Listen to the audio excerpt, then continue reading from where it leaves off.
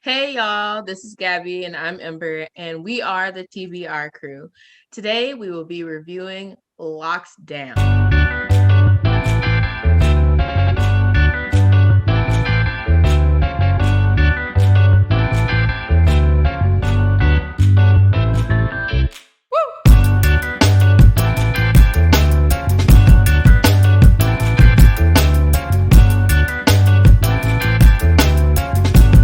Before we go over lockdown, please be sure to hit that subscribe button. Go ahead, get yourself notified as well. Yup. We're going to be posting our movie reviews so that you can stay up to date with the TBR crew as well. But just to let you know, we are going over Lockdown, starring Chiwetel Ejiofor. He goes by Paxton in this film, and then also Anne Hathaway, who goes by the name of Linda in this film. They are a couple who have been in lockdown. It's the start of lockdown, and they are going through the mud, is what I call it, Yeah. of relationships. And this is their story about going through that, as well as what they do at the end, which we'll get to a little bit later. But coming together as a couple, coming together as a couple at the end and throughout lockdown. So it's written by Stephen Knight and then also directed by the great Doug Liman. But without further ado, let's go ahead and get this movie review. What'd you think of the movie? Girl, I was depressed. Not depressed. Girl, because we doing this. Okay, let me tell you, because we locked down still, okay? And we just like this right now. So the whole movie, I was just sitting there like this, like, damn, this our life? Like, this is really our life, bro. No, because we've been watching movies we've been watching movies that have like a bunch of people like in crowds and stuff like that. So it's like so weird to watch something that the crowds have died down. This is the new normal and you got to get used to it. The only thing that I really did not understand was like, where was everybody's mask? That's what I thought, because I was like, well, at the same time too, I was like, well, maybe it's the beginning of lockdown. So at the beginning of lockdown, we were kind of like, okay, we got to go back to the office. I ain't had no mask on. So I get that too, because there was a moment or a scene like later and throughout the film where they were going throughout the office and they were picking stuff up and nobody really had a mask on. It was like one or two people. Yeah. And I can attest to that happening, because when we had to go back to our offices and get our stuff, I ain't had no mask on.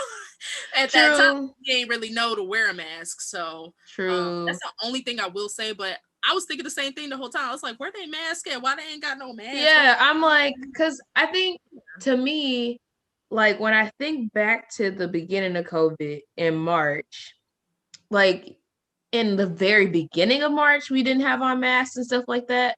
Mm-hmm. And then like towards the end is when we started like kind of socially distancing from people. Yep. But like at the same time, like she was talking about how she was showing symptoms and stuff like that. And that's where I was like, okay, you said you're showing symptoms. Yeah. He's out and about grabbing milk and cigarettes, and his mask keep falling down. Like, when it fall under people's noses, I'd be so mad. But it irks my nerves. I am like, this is not a chin guard. Like, Corona's not gonna look at your nose and go, ooh, my bad. Open your mouth. Why are you blocking your mouth? That's where I need to go. Right. Like, yeah. I'd be so mad. And oh my gosh. And there was another thing about this film that I was like, where is it going? Because I didn't read the plot or anything before I saw the film. Maybe I should start doing that before I watch this film. But like, I was thinking the entirety of the film that it was just going to be like just their relationship. Yeah. How they're coming together throughout lockdown. And then it just takes this turn where she's talking about stealing the damn diamond. I was like, and I didn't read it. I didn't read like the plot, but I had seen like previews, and so the previews made it seem like this couple that is like locked in and they just decide to freaking steal this diamond out the blue. Just was like, it doesn't really show them like struggling or anything like that. It's just very much this is a couple that are in lockdown. You can relate to it because of COVID, and now they're gonna go steal a diamond. And I was like, okay, well, no. They threw in. They was like last minute. Let's make this action. I will say that like the movie is, to let y'all know, I picked this one because I thought it was gonna be good. And Gabby texted me and said, "Girl, why would you pick this movie?" She said it to me as if I directed the movie, edited the movie, watched the movie with Anne Hathaway and them, and I was like, "Yeah, this is it. Gabby's got to review this with me." No, it was.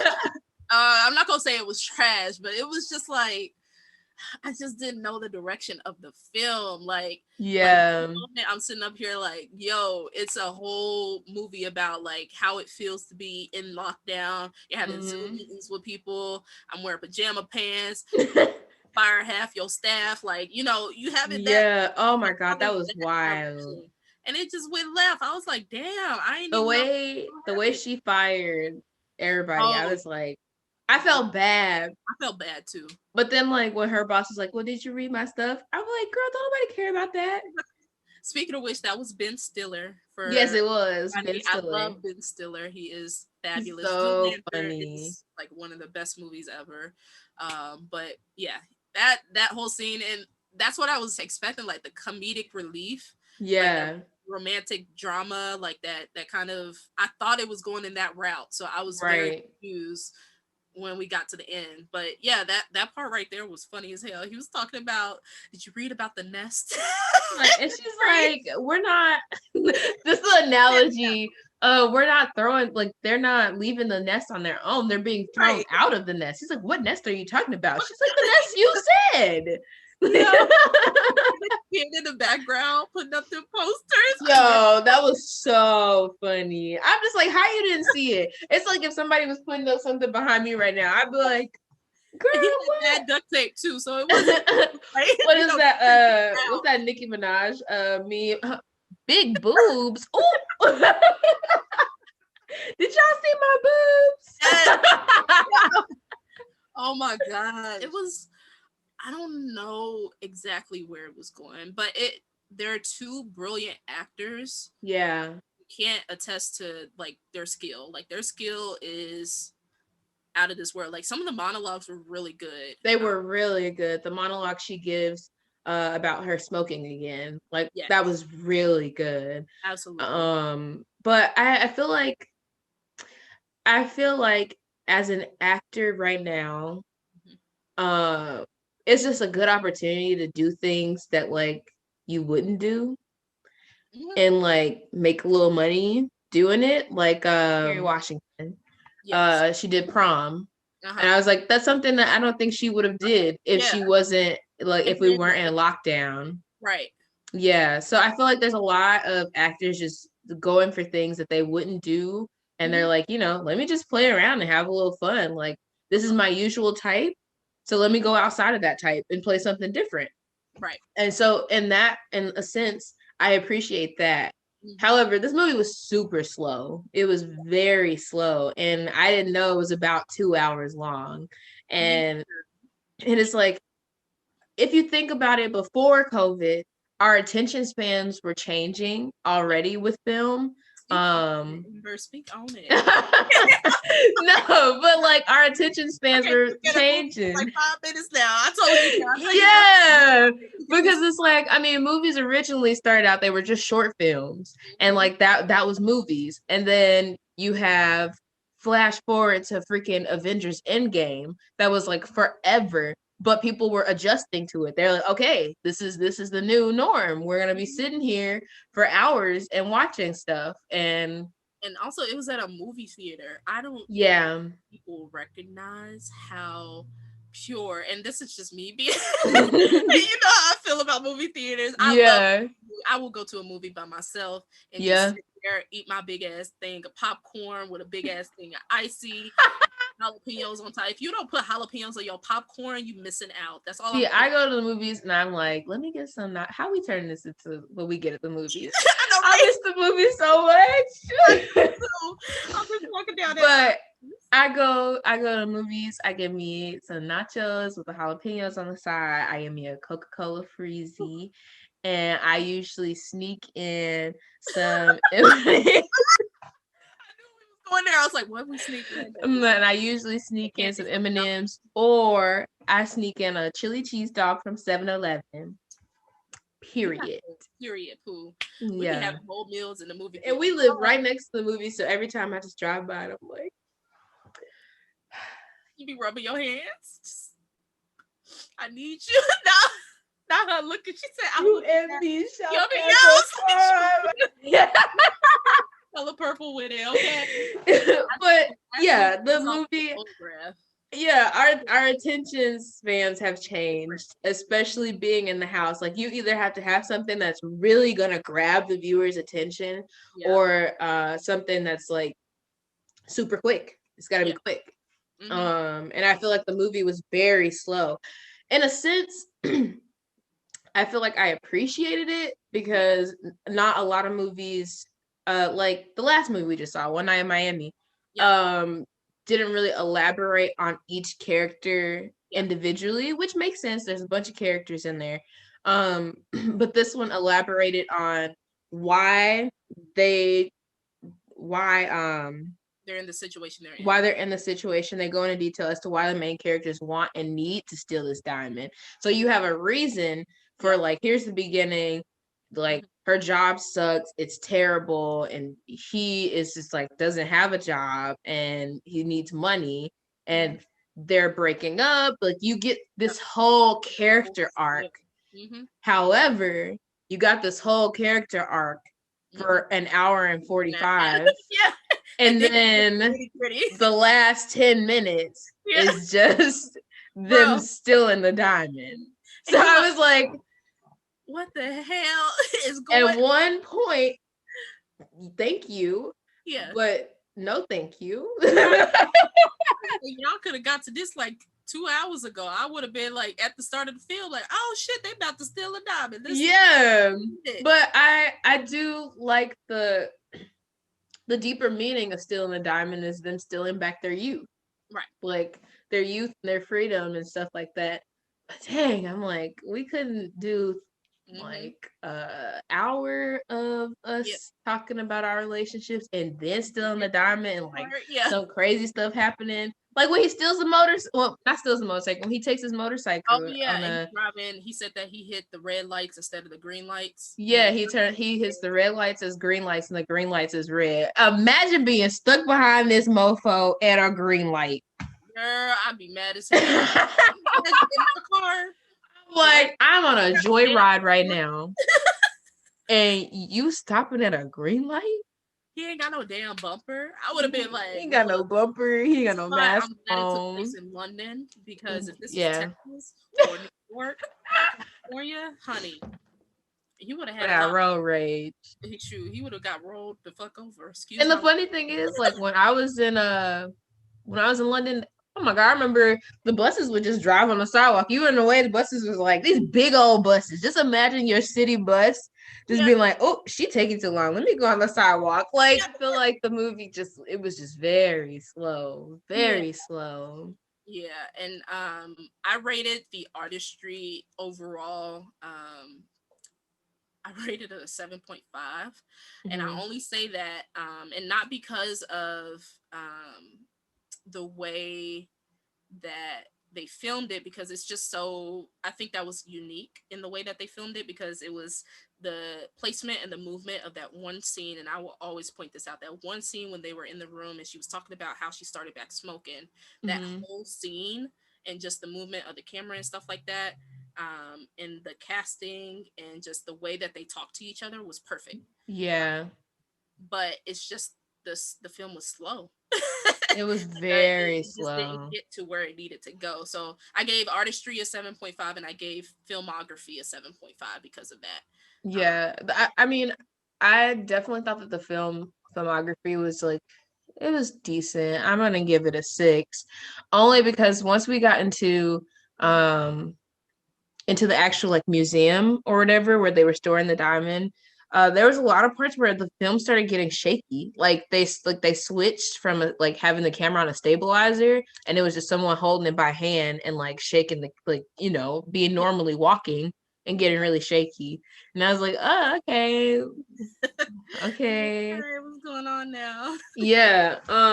So I give it that. And then for filmography, I think I would agree for a 7, just because the actors, they really Yep, they did what they had to do. they did what they had to do. Mm-hmm. And the only thing I would say, like, with the filmography too, and just the editing in general, like the director, I love the Born Identity. So that's what I will say. Like the Born Identity was so good. Like he has fast cuts on the Born Identity, and it was a little bit of a shift here. Only it didn't shift when they had those scenes where they were like outside of the apartment. Mm-hmm. He had a lot of jump cuts then, but like the filmography, the way that he directed this film with those two actors, I think was pretty unique in the way that he usually does the film. Because Born Identity is like fast, like Yeah. it's an action film. So I think that's kind of why it also was a little confusing, because he's used to doing action films, and then there's this film now. You got like this romantic comedy slash dramedy slash I don't know what the hell it is kind Slash of. is a lot going on. Right. Slash, Yeah. yeah. Was good. Like the action when they start going for the diamond and like getting to that, like that was good. That's what he's used to doing. But then the beginning of the film, getting to that, not good at all. Yeah, because it has Mhm. its category is categorized as crime slash heist, and Yeah, I wouldn't call it a crime or a heist movie. yeah, like No, I would definitely call it a rom-com, but yep, not really com, not just a com. long. Yeah, I was like, I don't know what A it is. rom long How is would what you I would call it.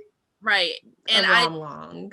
I really want to pose this question for people too. Is just like genres. I don't like to limit a movie based off the drama. I mean, drama The genre, yeah. genre, because movies can sway too, just like music. Um, Yeah.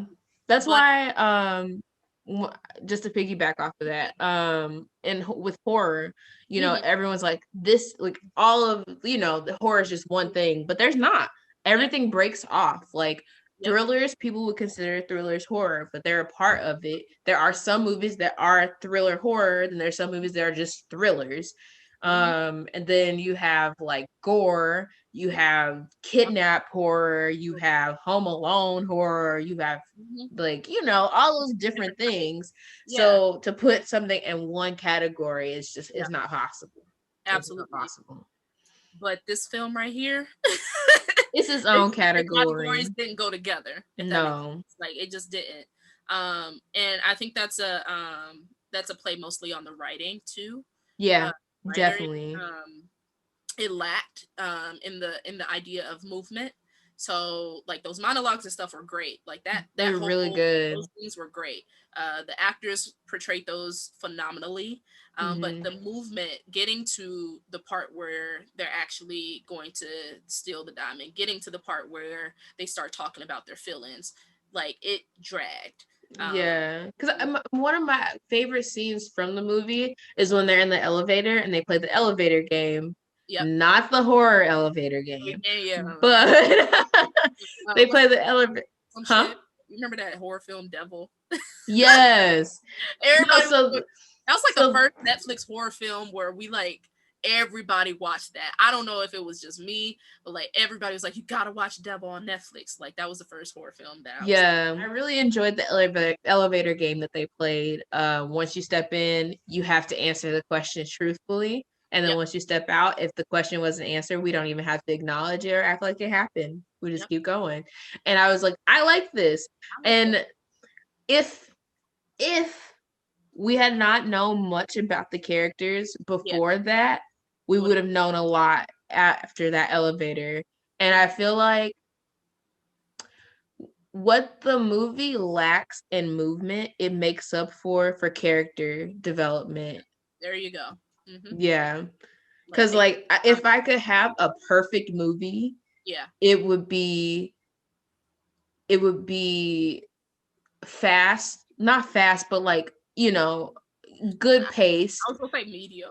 Yeah, like medium Yeah. pace Yeah. with super good character development. Because like you already become attached to the characters like the first hour and 45 minutes of the movie. Right. And they still a diamond and there's yeah, and I feel like the writer, which it was written well. It just needed a little adjustment. Yeah. Yeah, but I feel like it moved super slow, but I appreciate the fact that I got to know so much about these characters. Yeah. I can feel the same too. But like it would be a good TV show. I think so too. I was like, because this would be a good time to make a TV show about this type of stuff. Like, what through lockdown? Oh my gosh, I'm about to give my idea out to the world. I'm gonna cut it. But yeah, I was like, that would be a pretty good, TV show, but it's not a film. Like a film makes it drag, and I think what makes it drag also is that we're still in lockdown. Like we know how it feels already, and we're in it right now. So it's just like, damn, like, bro. Yeah, I feel as if a COVID movie would be good after everyone has their vaccine and everybody is good and everybody's gotten their trips, their vacations out of their system. Yep. It's like 2012. Yeah, girl, we thought 2012 was gonna be it for us. Yeah, but yeah, I just feel like the lockdown movie, they need to wait.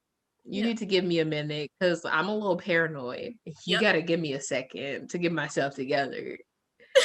Like I gotta prepare myself for this because I just don't know. I might have a panic attack. I might have PTSD. I don't even know. No. And I don't want to find out this year. Right. I want to find out 4 years from now when I'm in Hawaii on a beach drinking out of a coconut and looking at what movies are coming out so we can upload it on our video because we got a bunch of followers and we got a whole bunch of people and pay it. And you should just subscribe right now. You probably should subscribe right now. Go ahead. Go ahead. We're gonna wait. You do it. You should subscribe. Oh, now one more thing, just in terms of Anne Hathaway style. I think she still got PTSD from Devil Wears Prada because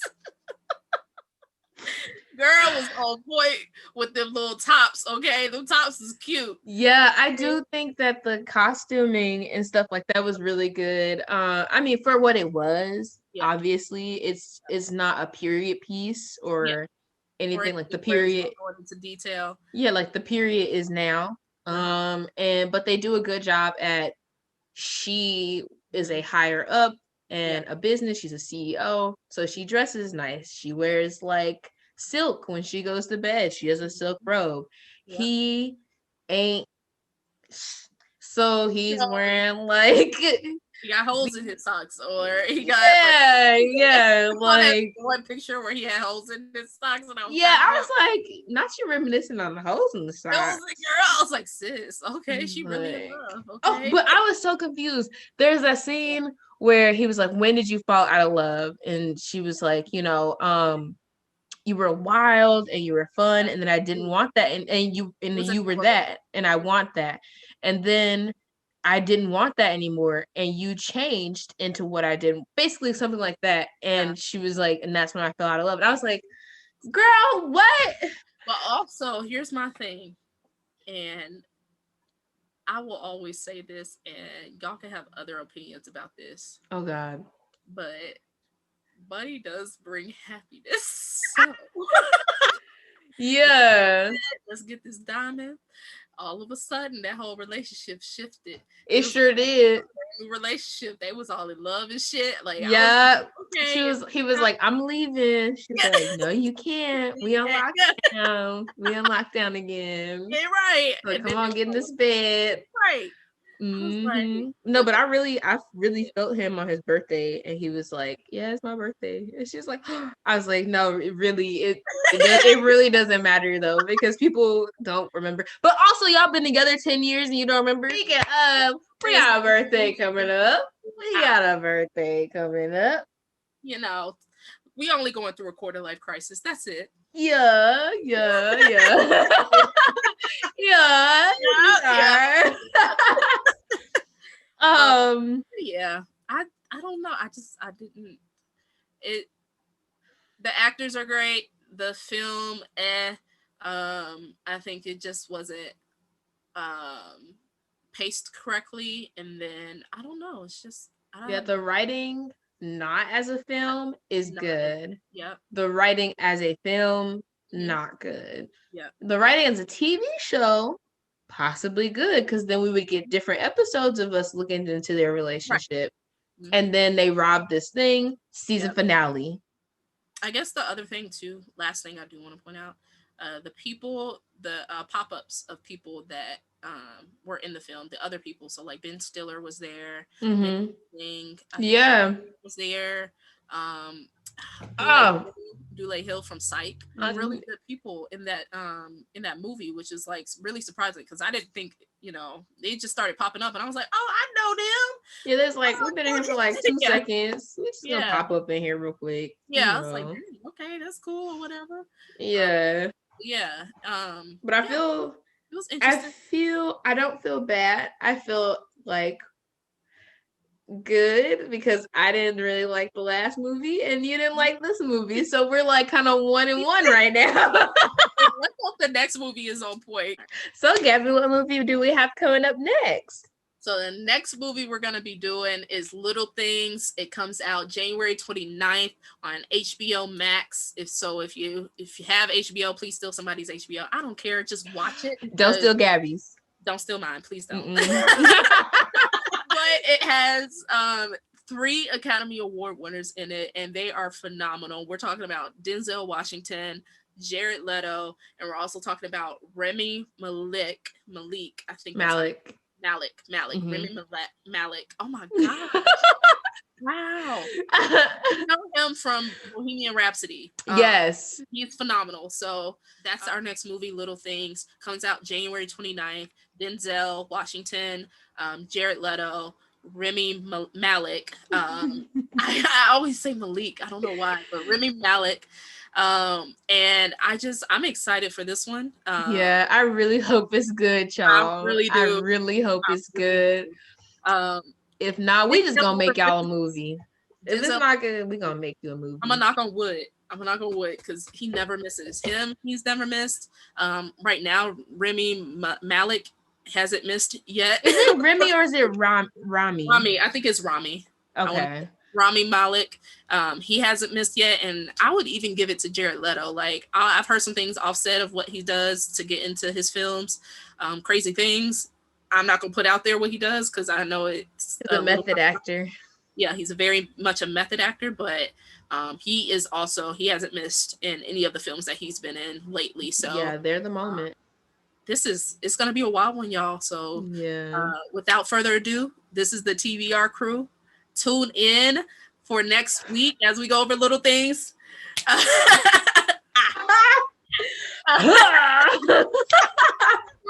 Yeah. Nobody dabs anymore. I know, right? Make sure to subscribe to our YouTube, follow us on our social medias, and also make sure to go visit our website, the blkreviewer.com. I'm gonna make sure I say that correctly, but go visit it up.